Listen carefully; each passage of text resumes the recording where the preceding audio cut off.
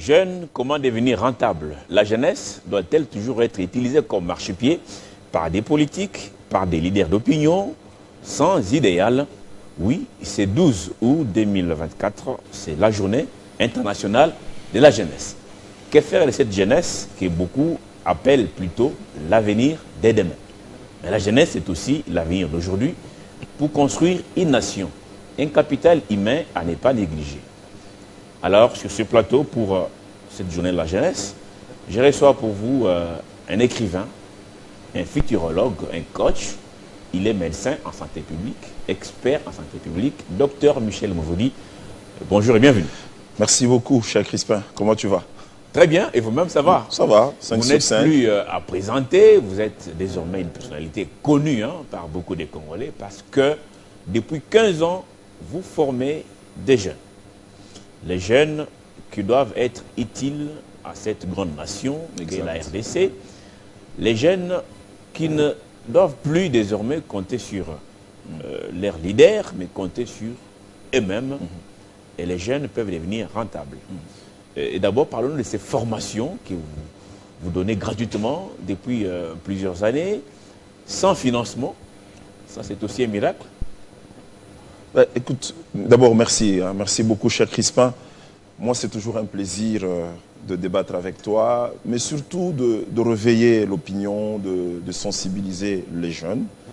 Parce qu'en réalité, tu le sais bien, nous sommes en train de connaître une croissance démographique importante. Et dans cette croissance démographique importante, les jeunes vont constituer une frange de plus de 50%. Comme tu l'as mentionné d'ailleurs, c'est un défi, mais aussi une opportunité. Un défi si ces jeunes ne comprennent pas que, en fait, c'est une gibecière dans laquelle on peut investir pour contribuer à la croissance de notre pays, à la croissance de l'Afrique et de l'humanité. Mais ça va rester justement une opportunité quand nous allons y investir et pouvoir tirer le maximum de dividendes. Et je crois que ça, c'est très important. Et donc, pour revenir à ta question, ça va faire bientôt 3 ans où j'ai structuré des formations en économie positive, en fait. C'est une formation qui donne beaucoup de focus sur notamment le leadership, le capital humain et le développement personnel. J'organise à travers le pays, et principalement ici à Kinshasa, ces sessions pour pouvoir montrer aux jeunes en fait qu'ils doivent compter sur eux et qu'ils sont capables, n'est-ce pas, de jouer leur partition au développement de la République démocratique du Congo. Et ces formations qui ont commencé aussi à se tenir dans d'autres pays en Afrique commencent à montrer des résultats. On sent justement que si nous arrivons à renforcer les capacités des jeunes, si nous arrivons surtout à réveiller leur conscience en leur montrant que finalement vous êtes un pilier, vous êtes le socle sur lequel on peut compter, ben, je crois qu'il y a beaucoup d'espoir pour les nations. Alors, déjà, quel constat avez-vous fait à l'époque, donc il y a 15 ans, pour vous décider finalement de jouer votre partition en formant ces jeunes gratuitement? Alors, parce que c'est chaque semaine que vous formez des jeunes. Oui, chaque semaine, mais aussi, il m'arrive de prendre des congés pour le faire. Là, par exemple, je viens de Likasi, Lubumbashi, Goma, Bukavu.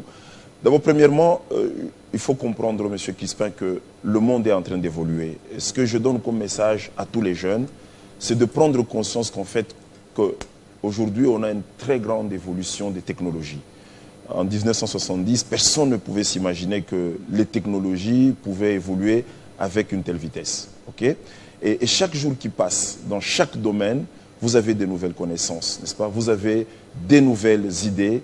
Et donc cela fait en sorte que si vous ne vous mettez pas à jour, si vous n'avancez pas pour pouvoir apprendre, ben en fait, vous devenez obsolète. Donc il faut qu'on prenne conscience, et ça je le dis aux jeunes, prenez conscience que le monde de demain, c'est un monde compétitif. Donc la mise à jour est obligatoire, pas seulement pour les jeunes. Pour tout le monde, parce qu'en fait, lorsque vous devez répondre aux besoins de l'heure, lorsque vous devez être une solution aux problèmes qui s'imposent et qui se posent, est-ce que vous devez être capable d'apporter des solutions idoines. Et donc, il faut prendre conscience de cela, cher Crispin, parce qu'on évolue très vite. En d'autres termes, le monde qui est en train de venir est un monde qui va imposer la compétition. Mais cette compétition va vous pousser à apprendre. Cette compétition va vous pousser à ne plus rester spectateur, mais acteur. C'est très important. Et donc, les jeunes qui sont en train de venir, les jeunes qui sont aujourd'hui en train de constituer la majorité de notre population, doivent s'inscrire dans ce paradigme-là. C'est comme ça que quand je fais mon analyse personnelle, mais finalement, on a 3 catégories de jeunes. On a une première catégorie, c'est ces jeunes qui pensent que, bon, voilà, notre vie, notre avenir va être décidé par quelqu'un qui va nous dire, désormais, vous devenez. Et vous voyez, hein, la plupart des jeunes avec qui je discute, c'est toujours, on attend une nomination, on attend une désignation. Il n'y a pas longtemps, j'ai discuté avec 2 jeunes qui sont venus me voir et qui me disaient clairement que non, écoutez, nous, on attend qu'on soit nommé quelque part. Je leur ai posé la question, mais quel niveau de compétence avez-vous dans X domaine? Aucun niveau.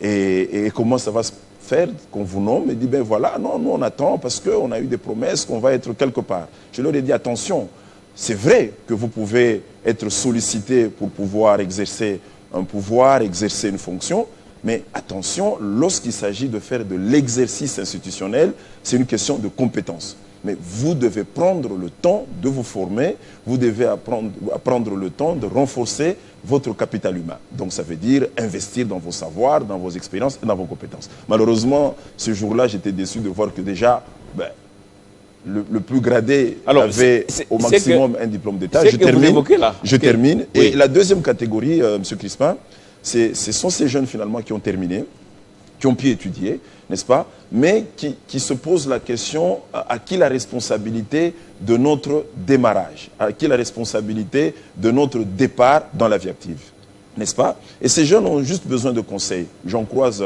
par milliers qui ont juste besoin qu'on leur dise, aujourd'hui, voilà des secteurs dans lesquels vous pouvez investir. Voilà les domaines dans lesquels vous pouvez être rentable au développement. Mais prenez conscience que c'est d'abord votre responsabilité de chercher, votre responsabilité de créer, parce qu'en fait, lorsque nous parlons de la création d'emplois, il ne s'agit pas d'un individu qui crée des emplois pour l'autre, mais il s'agit de chacun de nous de définir comment, à partir de mon potentiel humain, je peux créer, n'est-ce pas, un emploi, je peux créer une activité. Évidemment, c'est tablant sur des facilitations qui peuvent être données ou pas, par moment. Alors, la troisième catégorie, ce sont ces jeunes, justement, qui commencent à reprendre conscience. Il y en a beaucoup. Hein. Moi, je pourrais te laisser faire quelques sondages d'opinion et récolter quelques témoignages. C'est très intéressant de voir quand même qu'il y a des jeunes qui se disent, écoutez, je suis un capital, j'ai terminé, je dois commencer quelque part. Avec ce que j'ai, je peux donner le meilleur de moi-même, je peux commencer un stage bénévole, je peux contribuer à la résolution d'une problématique sociétale et de là, construire, n'est-ce pas, un parcours à travers une vision. Et ça reste capital et je crois que nous devons de plus en plus montrer aux jeunes que si demain vous voulez être rentable en tant que tel, si vous voulez contribuer au développement de ce pays, écoutez, c'est d'abord votre première responsabilité. Vous devez prendre conscience de cela et avancer dans ce sens-là. Voilà. Vous parlez de la compétence, c'est vrai qu'il faut être compétitif. Exact. Parce que ce n'est pas le même plus grand défi qu'on trouve même dans des partis politiques où des gens ne sont pas préparés à la gestion. Alors, tu as raison. On fait des bruits, on fait des marches, parfois on casse.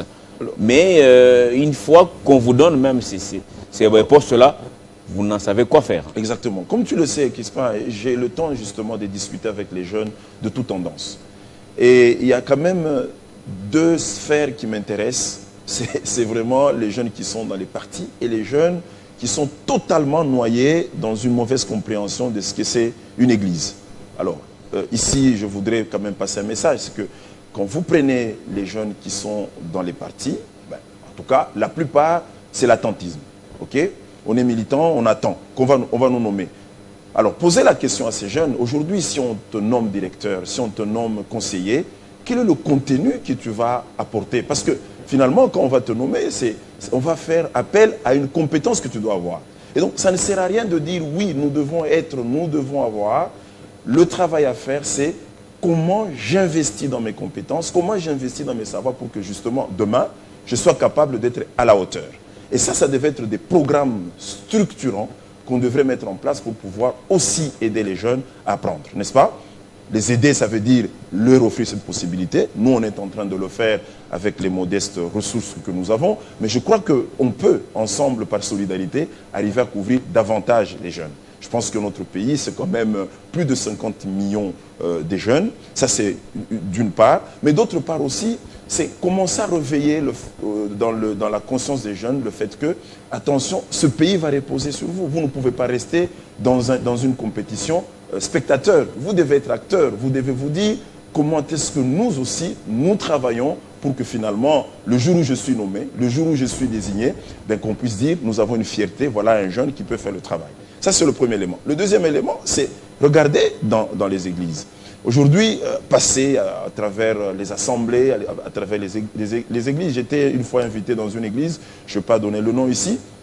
J'ai demandé aux jeunes qui n'avaient pas de l'emploi de se lever, mais je vous dis, c'est quasi la totalité des jeunes qui s'étaient levés pour dire, moi, je ne fais pas le travail. Ben, j'ai dit au pasteur, j'ai dit, attention, il faut s'occuper de ça.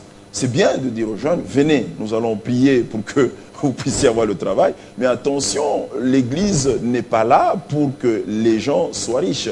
Pour pouvoir créer les richesses, il y a toute une procédure. La procédure est claire, même la Bible le dit, il faut travailler, il faut apprendre aux jeunes à travailler. Et donc, utiliser ces espaces, les églises, utiliser les partis politiques pour commencer à former les jeunes, pour commencer à leur dire, écoutez, vous allez être rentable quand vous allez transpirer, quand vous allez travailler, et c'est possible en priant, c'est possible en soutenant une idéologie politique, de pouvoir aussi apporter sa contribution. Je crois qu'il est temps de commencer à passer ces messages, mais alors à large échelle, pour éviter qu'il y ait des personnes qui croisent les bras, qui soient attentistes et qui réclament qu'on leur donne, qui réclament qu'on les place à certaines fonctions. Le danger, c'est que lorsque cela n'arrive pas, vous voyez, n'est-ce pas, que les conséquences sont très fâcheuses. Mais il est temps, je crois qu'il est temps, avec les efforts actuels, de pouvoir avancer dans ce paradigme-là. Et pour moi, réveiller les jeunes, à ce que ces jeunes doivent se prendre en charge. Il n'y a personne qui a été mandaté pour commencer à tisser leur paradis. Ben, si vous n'apprenez pas à apprendre, permettez-moi la tautologie, si vous n'apprenez pas à avancer pour emmagasiner des connaissances, vous former dans les différents métiers, mais écoutez, monsieur, oubliez que demain, vous allez être au rendez-vous du développement. Vous êtes coach, vous êtes futurologue, vous avez beaucoup de qualités, docteur Michel. Les anciens disent que cette jeunesse est sans repère. Alors, elle est complètement déboussolée, perdue. Elle est dans la déconfiture. Quand vous prenez l'ancienne jeunesse, s'il faut appeler ça comme ça, à l'époque de Lumumba, c'était des jeunes gens qui revendiquaient de vraies choses, s'il faut le dire ainsi. Actuellement, les jeunes sont dans des revendications qui n'ont ni tête ni queue. Alors, quand est-ce qu'il y a eu ces déclics-là ou ces déclins pour que cette jeunesse qui avait beaucoup de valeurs, qui avait des ambitions, qui rêvait grand, parce qu'à l'époque, Lumumba c'était comme un prophète, il avait une longueur d'avance par rapport à celle de sa génération, qu'aujourd'hui, on a cette jeunesse qui n'est que dans la musique, la danse, qui s'habille à moitié nue et tout. Et malheureusement, qui peut mourir même pour ça. Quoi. Voilà, même pour ça. Oui, alors, merci beaucoup, Crispin, pour ta réflexion.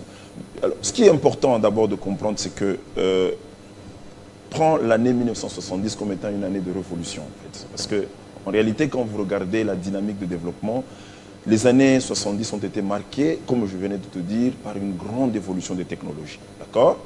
La plupart des pays africains ont eu leur indépendance vers les années 60. Ok, nous sommes indépendants, d'accord ?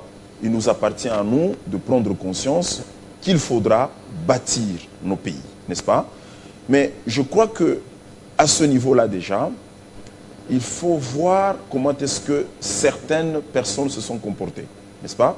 Les gens croyaient que l'indépendance veut dire, ben, c'est fini, on nous a tout laissé, nous allons consommer, nous allons utiliser l'héritage. Mais nous allons vivre comme les Blancs. Comme les Blancs. Or, il faut comprendre que cette indépendance nous léguait aussi des responsabilités en termes de, aujourd'hui, c'est à vous de bâtir, c'est à vous de rendre la ville propre, c'est à vous de créer de la richesse, c'est à vous de créer de la diversification. C'est très clair. Mais évidemment, on avait une population, quand vous regardez vers ces années-là, qui n'était pas celle d'aujourd'hui. Okay? En fait, plus la population a augmenté, aujourd'hui on parle de presque 120 millions de personnes en RDC. L'Afrique, vous le savez, en 2040, on passe à 2 milliards, 1 milliard, ça sera des jeunes.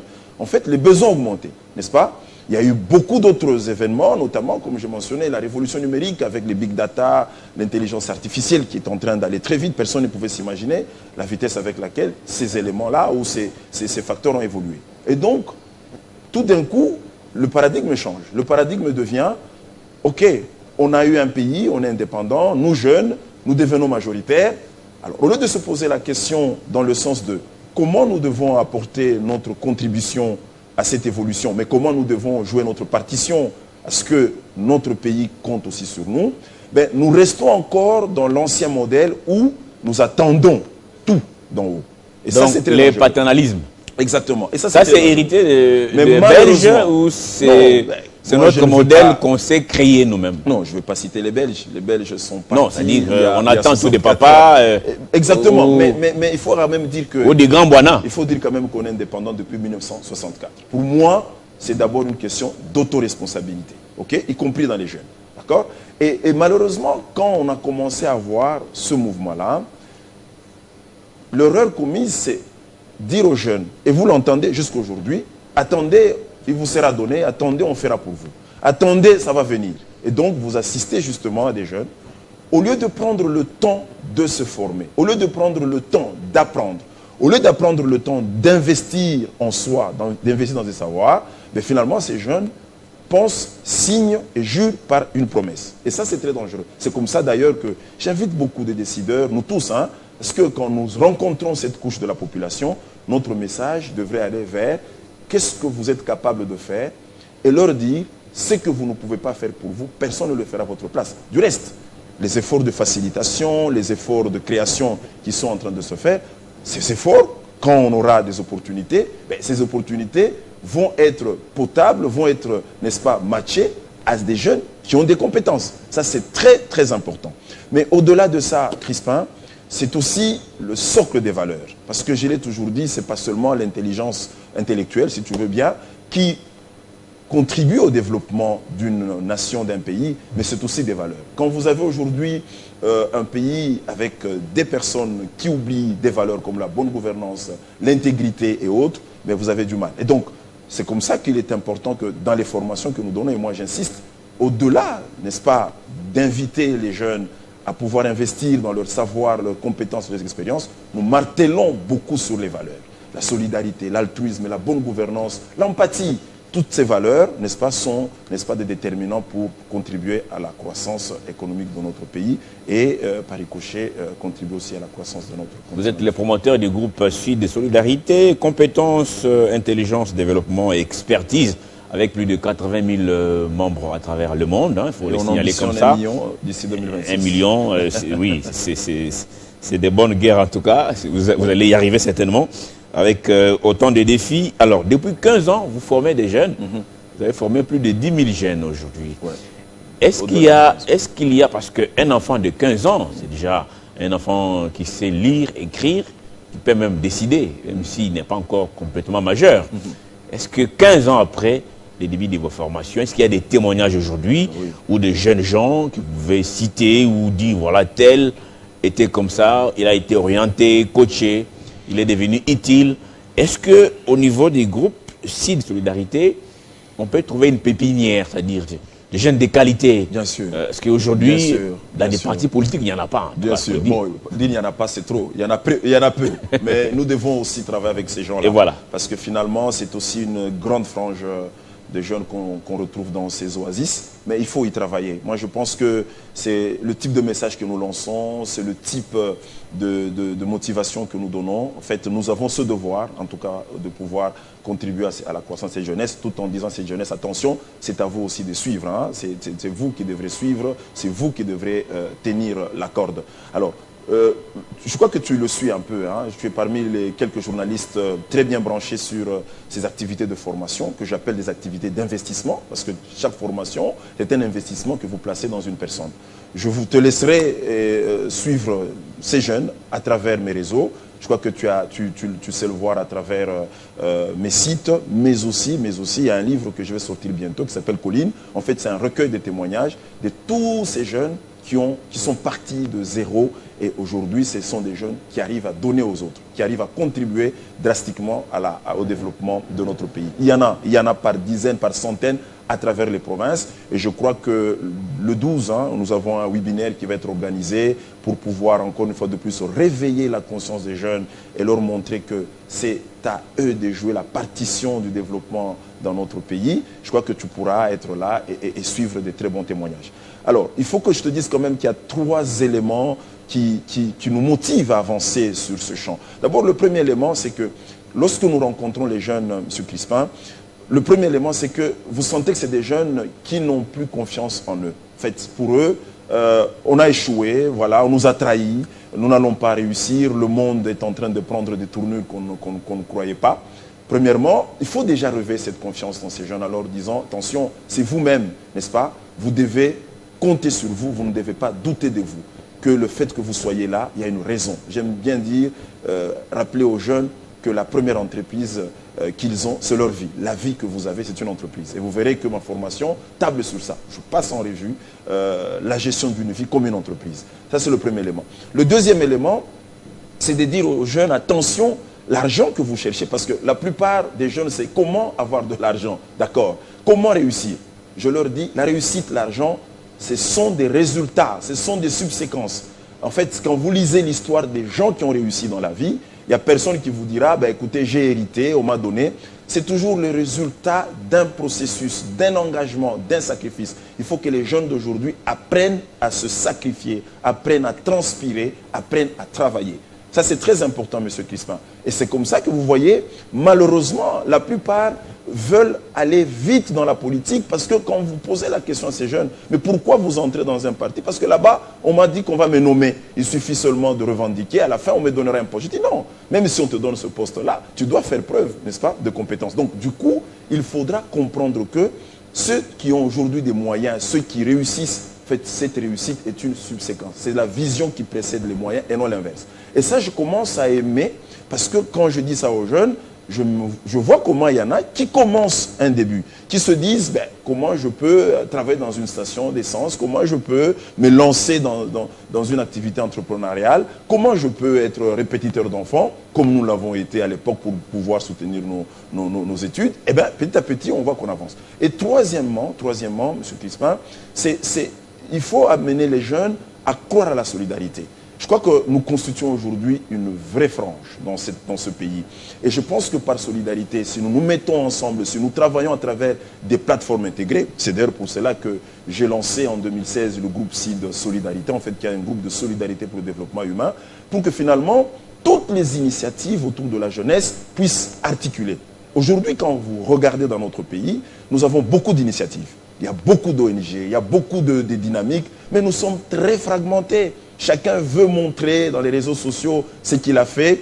Et parfois même, on s'oppose, on entre en compétition au lieu de travailler en complémentarité. Et pour moi, j'invite tout le temps les jeunes en disant, quelle que soit votre initiative, venez, qu'on s'organise en cours de métier, qu'on s'organise en plateforme et qu'on essaie d'intégrer le maximum d'intelligence, le maximum de compétences pour résoudre les défis sociétaux qui sont les nôtres. Et je crois que sur ce chemin-là, il y a beaucoup d'espoir. Et je pense que d'ici la fin de l'année, je pourrai faire venir ces jeunes parce que ce n'est pas à moi de parler à leur place. Mais la vérité est que cette jeunesse doit devenir une solution maintenant plus que jamais. Regardez la situation de la salubrité à Kinshasa. Un exemple. Plus de 8 millions de jeunes à Kinshasa. Est-ce que ces jeunes ne peuvent pas travailler en solidarité et adresser cette question de salubrité à Kinshasa? Est-ce qu'il faut laisser à l'État seul la réflexion, l'action? Est-ce qu'on ne peut pas se dire, quel est le petit emploi? Quelles sont les ressources qu'on peut pouvoir injecter dans cette jeunesse pour que finalement, chaque jeune, là où il est, sur son avenue, dans son quartier, puisse devenir une réponse, comme j'aime bien le dire. Si chacun de nous prend conscience que je peux bien gérer mes déchets, la parcelle va être propre. La somme des parcelles, c'est l'avenue. La somme des avenues, c'est le quartier. La somme des quartiers, c'est la commune, ainsi de suite. Mais quand vous torchonnez, vous balayez, vous mettez la saleté sur la rue, et vous jeunes, et vous dites, voilà, l'État ne fait rien, mais comment voulez-vous qu'on ait pris alors, docteur, qu'on avance? Voilà, ça c'est un exemple, mais oui, je crois qu'on peut développer. Avant de poser la question d'un homme qui nous a croisés un jour, vous concernant, mais d'abord, comment est-ce que ces jeunes, ce qu'on voit là sur cet écran, plusieurs formations déjà à votre actif. Ça fait 15 ans que vous les faites gratuitement. D'ailleurs, comment ces jeunes accueillent vos messages? Alors, de manière générale. Encore une fois de plus, Crispin, j'aimerais bien que tu viennes un jour prélever les opinions, les témoignages de ces jeunes, mais je te dis avec toute modestie, parce que je ne suis pas le seul à le faire, je reconnais que d'autres sont en train de le faire, mais j'essaye moi au maximum aussi d'apporter ma pierre à ce travail important des générations futures, comme j'aime bien le dire, à ce travail d'économie positive. En fait, les jeunes sont très contents de cette formation. Parce qu'en fait, il s'agit d'une formation qui ne vient pas donner de l'argent à la fin à chaque jeune en disant « voilà, prenez votre part ». Dans cette formation que vous voyez, je martèle sur l'autoprise en charge. Si vous suivez ces formations, vous allez voir que mon message prépondérant, mon message principal, c'est de dire aux jeunes « prenez-vous en charge, vous êtes le capital. Vous êtes cette personne qui va déclencher le changement ». J'ai donné l'exemple d'un ami qui, en fait, à l'époque, était chassé par son oncle et qui est allé se faire sentinelle et il a pu payer ses études universitaires. Aujourd'hui, c'est un éminent avocat très riche. Je leur ai dit, voilà, il n'est pas rentré au village, il n'est pas allé mendier, il n'est pas allé à l'église se mettre à la porte et demander à tout le monde l'argent de ceci, de cela. Il a rentabilisé ce qu'il était, n'est-ce pas, et ce qu'il avait. Point barre. Et aujourd'hui, c'est quelqu'un qui a fini sa licence en droit et qui est un éminent avocat à Lubumbashi. Donc, c'est un exemple. Et ces jeunes que vous voyez ont du potentiel. Seulement, ils ne comprennent pas que la vie commence par un et qu'il faut commencer quelque part avec ce qu'on a, ce qu'on est. Si je te pose la question, toi, Crispin, tu pourras bien me raconter ta vie jusque là où tu es arrivé. Ah oui, effectivement. Mais ton départ n'est pas ce que tu es aujourd'hui. Non. Ça n'a pas été un héritage. Pas du tout. La même pas chose. du tout. Et ces jeunes accueillent correctement cette information-là. Deuxièmement, c'est que ce que je vois, je dis aux jeunes, ayez une vision. Dites ce que vous allez devenir. Dites ce que vous allez être. C'est quand vous dites ce que vous allez devenir, même si vous vous trompez après, ce n'est pas un problème, mais ayez une vision pour votre propre vie. Qu'est-ce que je deviens? Moi, je leur ai dit, quand j'étais jeune, je rêvais de médecin. Et quand c'était difficile, je me suis battu pour être répétiteur d'enfants et compléter mon Minerval et terminer. C'est quand vous savez ce que vous allez devenir que finalement vous engagez les énergies pour y arriver. Et donc la plupart des jeunes, en tout cas, après ces formations, commencent à dire, docteur, je me rends compte que je dois rentrer aux études. Je me rends compte que finalement, je dois me battre pour ressusciter mon petit commerce. Et que c'est ça qui va m'aider à financer encore un autre projet. Ça, c'est un élément très important. Mais surtout, ce que je vois, c'est que les jeunes commencent à comprendre qu'on peut travailler ensemble, qu'on peut être une solution, que les jeunes ne doivent pas être attentistes. J'insiste, vous ne pouvez pas rester dans une compétition spectateur. Ou soit vous quittez la compétition, mais ou soit vous jouez le match. Ça veut dire que vous devez être acteur. Et la question que je pose à ces jeunes, qu'est-ce que vous, en tant que X, en tant que Y, pouvez-vous apporter aux défis que nous avons aujourd'hui? Comment pensez-vous, vous, en tant qu'humain, aussi être une solution au problème de l'heure, n'est-ce pas? Et ça suscite de débats. C'est comme ça que sur le programme de coaching, parce que la formation n'est qu'une induction, mais nous organisons un coaching qui prend du temps et ça dépend. Il y en a qui très vite arrivent à se remettre sur le rail. Il y a d'autres qui réchutent. Il y a d'autres qui se disent, ben, nous on voulait un peu plus d'argent. Mais j'insiste, il faut pluraliser, il faut populariser ces genres de formations, surtout aujourd'hui dans les mouvements politiques et dans les églises, parce que j'ai l'impression que finalement, ces endroits-là sont devenus des oasis des jeunes paresseux qui pensent qu'en fait, tout va leur être donné. Alors, une question de quelqu'un, je ne vais pas citer son nom, quelqu'un qui vous suit, qui suit vos interventions et qui est au courant de ces formations. Il part d'un principe, il n'y a rien pour rien. Okay. C'est un principe connu de tous.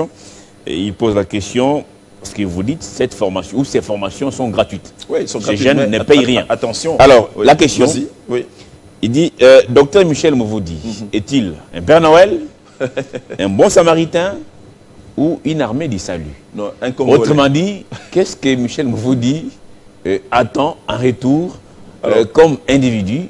Vous êtes père de famille, vous avez vos projets personnels. Exactement. Et vous dites, je dois former autant de Congolais. Alors, vous allez en province, vous vous logez, ça demande beaucoup de moyens, docteur. Exactement. Et ça sans appui du gouvernement, sans partenaire. Hein, oui, c'est aussi ma partition. Au bailleur des fonds. Exact. Alors, cette question, est-ce que vous êtes un Père Noël, vous êtes un bon Samaritain ou une armée du salut? Voilà. Alors, j'aime beaucoup cette question. Parce qu'en fait... Même si l'armée du salut n'est plus ce qu'elle a été à l'époque. Je comprends. Tu vois, cette question qui se passe, c'est tout le monde qui la pose. Hein, parce qu'on est habitué dans ce pays, quand on donne, il faut absolument attendre en retour. Il existe une valeur qu'on appelle l'altruisme. Oui, à Kinshasa, Okay. même les Partout. bonjours est payant. Vous imaginez, même Quand on vous dit grand prêtre, bonjour, là. Même quelqu'un qui vous montre qu'attention, derrière ta voiture, il y a une pierre. Oh, après, il te dit, qu'est-ce que je gagne? Voilà. C'est une déviation totale de ce que nous devions en principe être. En fait, tu comprends? Moi, je suis altruiste d'abord, parce que l'altruisme, pour moi, c'est un trait de caractère de leadership. Par moment, je me dis, si je ne peux rien faire pour les générations futures, si je me dis, ok, je travaille, je suis à la Banque mondiale, je suis ceci, que je ne peux pas aussi prendre une partie de ce que j'ai et me consacrer à la jeunesse, mon temps, mon énergie, qui va le faire?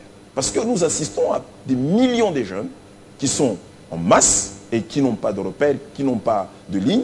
Et c'est des portions très petites des gens qui se disent, ben, nous avons tout. N'est-ce pas? Tant que nous n'allons pas nous sacrifier comme ça, Crispin, comment allons-nous avoir des partenaires, des collaborateurs? Comment allons-nous booster, n'est-ce pas, cette croissance que nous attendons? Parce que cette croissance, finalement, va être supportée par le meilleur capital humain. Ça, c'est un. Deuxièmement, c'est que, je te dis, moi, j'ai toujours dit, les familles les plus riches, ce ne sont pas les familles là où vous avez une personne qui a tout. Hein. Ce sont des familles où l'un se bat pour que l'autre puisse être capable et par solidarité, chacun de nous fait que l'autre soit aussi en même d'avoir le minimum. C'est dans ça que je me suis lancé. Parce que je crois fortement que ce que je suis en train de faire, parmi ces jeunes que vous voyez, demain, vous verrez des produits capables de relever ce pays, capables de prendre le relais. En fait, je travaille pour les économies positives, en fait, s'occuper des générations futures. Et c'est comme ça que, pour moi, c'est une passion. Parce que ce que je vais gagner, c'est ce que ces jeunes vont devenir. Et ce que ces jeunes vont devenir, ça va être justement des instruments, des outils capables de nous aider à résoudre les problèmes communs. Ça veut dire, lorsque moi je vais me battre pour résoudre une question de maladie, une question de salubrité, j'aurai à côté de moi des jeunes capables de comprendre que nous pouvons tous retoucher les manches et contribuer, n'est-ce pas, au développement de notre pays et au développement de l'humanité. Alors, très bien, docteur Michel, dernière question, ça c'est pour terminer. Hein. Est-ce que c'est la journée internationale de la jeunesse? Vous avez dit, dans notre pays, c'est à peu près 50 millions de jeunes. En tout cas, 68%. Un capital humain important. Ouais. On sait par exemple que la Chine, sa première richesse, c'est son capital humain. Exact. Même si la Chine est chez nous pour prendre ce que nous, on ne sait pas utiliser. Oui. Alors, quel message vous lancez à cette jeunesse qui vous suit déjà à travers vos formations, mais qui aussi, en tout cas, il y a encore beaucoup de jeunes. Exactement. Vous n'êtes qu'à 10 000 jeunes, oui. Mais c'est autant de millions de jeunes qui sont parfois manipulés par des partis politiques, par des leaders d'opinion, voilà, par des musiciens et autres. Tout ça. Donc, et voilà. Non, quel message hein, alors, mon message est clair d'abord, Crispin. Moi, je pense qu'aujourd'hui, j'estime ce que je fais à moins de 1%. Parce que quand je vois la taille du pays, quand je vois les problèmes qu'on a dans la jeunesse, je me dis, c'est encore une goutte d'eau dans l'océan. Mais je continue petit à petit en appelant les autres à me rejoindre. Tous celui qui a une compétence, venez, transférons ça dans la jeunesse, réveillons cette jeunesse à se prendre en charge. Moi, mon message pour les jeunes, Crispin, est simple. Les jeunes doivent comprendre que se rentabiliser comme jeune, c'est d'abord une question de responsabilité première. À tous les jeunes qui me suivent, notez que vous allez devenir ce que vous allez faire de votre vie, votre entreprise, ce que vous allez faire de votre existence. Croyez-moi, si vous travaillez dans le sens d'augmenter vos connaissances, vos compétences et vos expériences, vous allez justement être rentable au développement. La jeunesse, c'est une gibecière, c'est une richesse, à condition d'y investir et chaque jeune doit se prendre en main. J'insiste là-dessus, chaque jeune doit se prendre en main. Toutes ces personnes que vous voyez aujourd'hui, qui ont réussi la vie, toutes ces personnes que vous enviez aujourd'hui, ont commencé comme vous. C'est des personnes parfois qui n'ont pas eu des parents, qui ont étudié dans des conditions difficiles, qui se sont battus pour vendre et aller à l'école, qui se sont battus parfois pour pouvoir bien utiliser le 1-2 $ afin de se dire, qu'est-ce que je fais pour que demain je sois aussi capable de m'asseoir et d'avoir une compétence. Très important.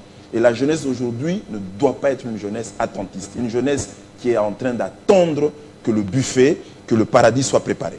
Il faut que chaque jeune commence à se poser la question, quelle est ma partition, quelle est mon implication, quel est mon apport dans le changement de la communauté et comment nous travaillons ensemble pour les économies positives. Voilà le message que je vais encore adresser le 12 le soir lors de ma conférence à toutes les personnes, à toute la jeunesse congolaise et toute la jeunesse africaine. Docteur Michel Mouvoudi, spécialiste en santé publique, vous êtes coach, vous êtes conférencier, vous êtes écrivain, futurologue, vous êtes même cinéaste, vous avez beaucoup de qualités, vous êtes même peintre, donc une personne plurielle. Merci.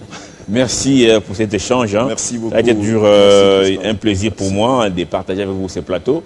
Et la jeunesse devra en tout cas venir suivre ces formations qui sont données gratuitement à travers le pays, Congo, mais aussi bientôt sur le continent africain. Non, on a déjà commencé aussi, donc vous pouvez retrouver ces formations aussi dans d'autres pays parce qu'on est invité et l'idée c'est de pouvoir se joindre massivement à transférer le maximum de nos compétences à ces générations futures. Merci docteur. Merci beaucoup. Et à vous tous qui nous avez suivis de partout à travers les mondes, sur le continent africain notamment, jouez votre partition, n'attendez pas tout du gouvernement. Vous avez été créé pour un but et vous avez un rôle à jouer dans ces beaux mondes. Merci et à très bientôt avec un autre numéro du Gros Plan, avec le même plaisir.